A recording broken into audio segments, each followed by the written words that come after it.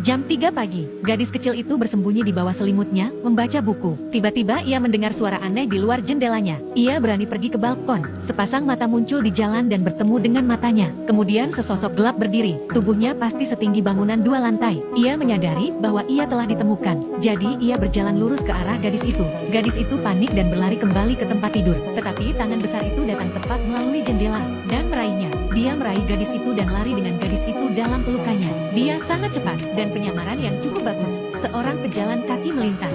Dia memblokir lampu jalan tepat pada waktunya, bersembunyi dalam kegelapan. Sebuah mobil lewat. Dia dengan cepat berlutut di belakang truk dan berpura-pura menjadi tumpukan barang. Seorang warga keluar untuk membuang sampah. Ia berdiri di depan 2 pohon, tanpa merasa tidak pada tempatnya. Dia benar-benar berlari melalui lapangan. Dengan satu lompatan besar ia menyeberangi jalan. Sprint yang keras adalah hembusan angin. Ia membawa gadis itu melintasi pegunungan dan lautan, dan melalui awan petir. Akhirnya ia tiba di sebuah gua besar. Itu dipenuhi dengan segala macam benda aneh dan tidak biasa. Gadis itu tergantung di dahan pohon dengan selimutnya. Dia mengintip ke dalamnya. Di sini, seorang raksasa sedang mengasah pisau. Di sana ada sebuah jendela. Gadis itu mencoba melarikan diri, memanjat sepanjang batang pohon. Tepat saat ia mendorong jendela terbuka, ia terlempar ke dalam panci oleh raksasa. Gadis itu ketakutan. Raksasa itu mengatakan kepada gadis itu, ada banyak raksasa di luar sana yang memakan manusia. Tergantung pada selera mereka, mereka memiliki nama khusus untuk mereka.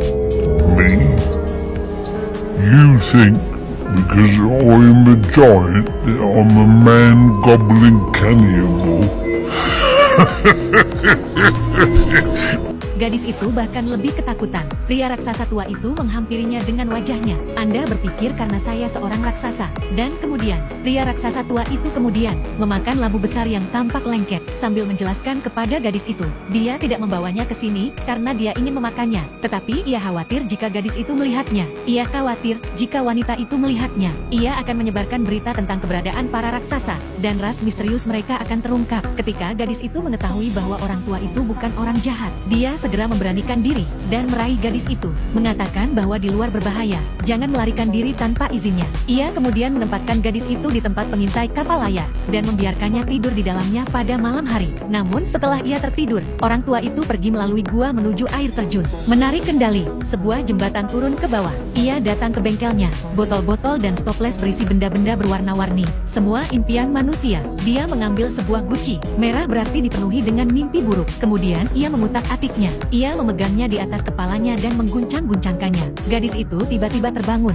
untuk menemukan orang tua itu terbaring tertidur di geladak. Ia membuka baut yang menahannya di tempatnya. Ia menyodok jendela dengan galak. Gadis itu berhasil melarikan diri, berlari melewati rerumputan yang lebih tinggi dari dirinya. Tiba-tiba sebuah tangan besar menerobos bumi dan menghalangi jalan gadis itu. Gadis itu berteriak minta tolong, tetapi orang tua raksasa yang tidak jauh dari sana memilih untuk duduk diam saja. Gadis itu tertangkap tinggi di udara. Saat berikutnya dia akan jatuh ke dalam mulut jurang. Ketika gadis itu terbangun lagi untuk menemukan dirinya duduk di menara pengawas dalam keadaan utuh, ternyata orang tua itu baru saja menanamkan mimpi buruk dalam dirinya untuk mencegahnya melarikan diri. Ia telah menanamkan mimpi buruk dalam dirinya. Di pagi hari, orang tua itu sedang minum minuman hijau. Gadis itu menyadari bahwa gelembung-gelembung di dalamnya mengarah ke bawah. Dia belum pernah melihat minuman bersoda yang aneh seperti itu. Jika gelembung ke atas membuat Anda bersendawa, Nama.